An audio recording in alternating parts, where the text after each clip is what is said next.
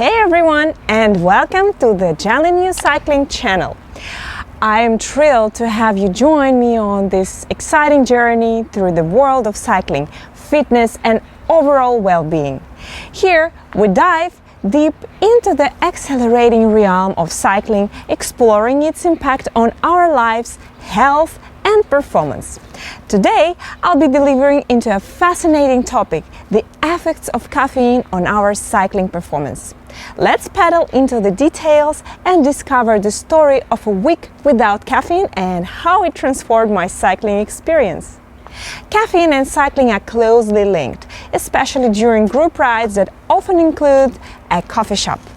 Additionally, caffeine is one of the most prominent and legal performance-enhancing substances available to us. Many people regularly consume caffeine, whether in the form of coffee, tea, energy gels, energy drinks, or caffeine supplements designed for exercise. But how much does caffeine really help with our training and performance? And what happens when we give it up? What happens when I stop consuming caffeine off the bike?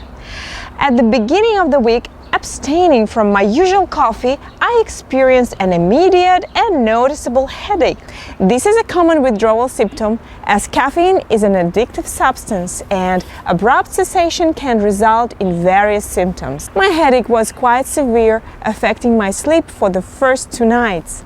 My energy levels and alertness also decreased after about a day, but this could be attributed to poor sleep, as I found my work efficiency was actually quite good on Monday. But what about my training? During the ride, some things were immediately apparent while riding. Firstly, I noticed that even during lighter training without caffeine, my perceived effort (RPE) was higher. Scientifically, this could be because caffeine reduces the perception of adenosine, which is produced by the breakdown of adenosine triphosphate, ATP, the vital energy source for muscle contractions, crucial for generating power. These adenosine molecules produced from ATP breakdown can bind to receptors, causing central fatigue, essentially telling the body to slow down. But if caffeine molecules replace adenosine molecules on the adenosine receptors, they prevent the binding of adenosine molecules, thus delaying the onset of fatigue. During the training, I still had headaches, and as the intensity increased, the headaches worsened. As the week progressed, the differences between no caffeine and caffeine seemed to diminish and become less pronounced. The headaches lessened, my sleep improved, and I no longer felt fatigued during exercise, even at higher intensities. My performance and heart rate remained consistent, with heart rate being higher than expected as submaximal intensity and lower at maximal intensity. My work efficiency and daily alertness also seemed to return to normal levels, comparable to when I consumed caffeine.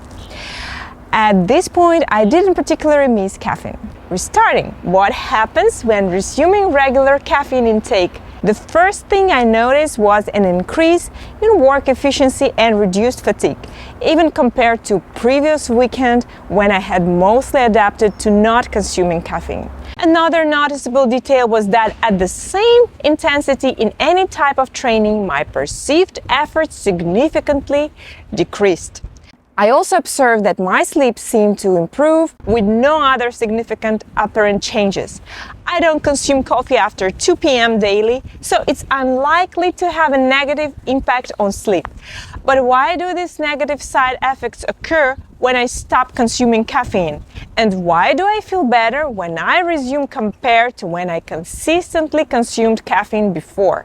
This is where it gets complex and interesting. How much caffeine does it take to enhance exercise performances? Many of us might feel the energy boost and pleasure from a shot of espresso, assuming it contains about 120 milligrams of caffeine. However, studies have found that an average improvement of 4% can be achieved by consuming caffeine at a dose of 3 to 6 micrograms of body weight. Firstly, caffeine binds with adenosine molecules, preventing central fatigue through the nervous system, as mentioned earlier. Secondly, caffeine promotes better entry of calcium ions into muscles, crucial for the transmission of electrical signals within muscles, allowing them to contract and relax.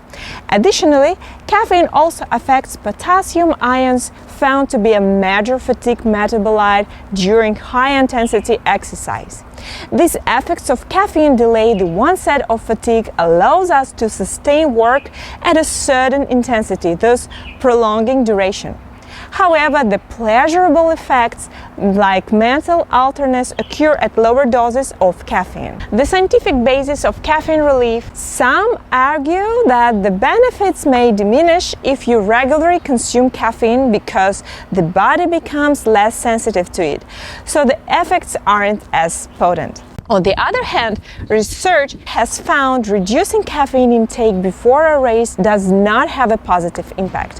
When considering all the literature, it seems the most practical approach is not eliminating caffeine intake entirely, as it may lead to headaches and drowsiness, but rather reducing the intake to lower levels.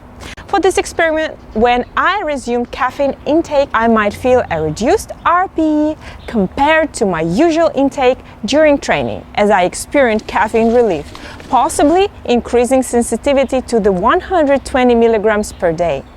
However, this could be a perception of mental fatigue and blood pressure, and testing the effectiveness of internal fatigue prevention measures without a laboratory environment is much more challenging without a clear conclusion. Thank you for tuning in and joining me on this insightful exploration. Remember, every ride brings its unique revelations, and understanding how our bodies respond to various elements like caffeine is the key to optimizing our cycling adventures. If you enjoyed this content, don't forget to hit that like button, subscribe to our channel for more exciting cycling insights, and share your thoughts in the comments below. Until our next ride, keep those wheels spinning and embrace the journey ahead. Ride safe and stay empowered on and off the saddle.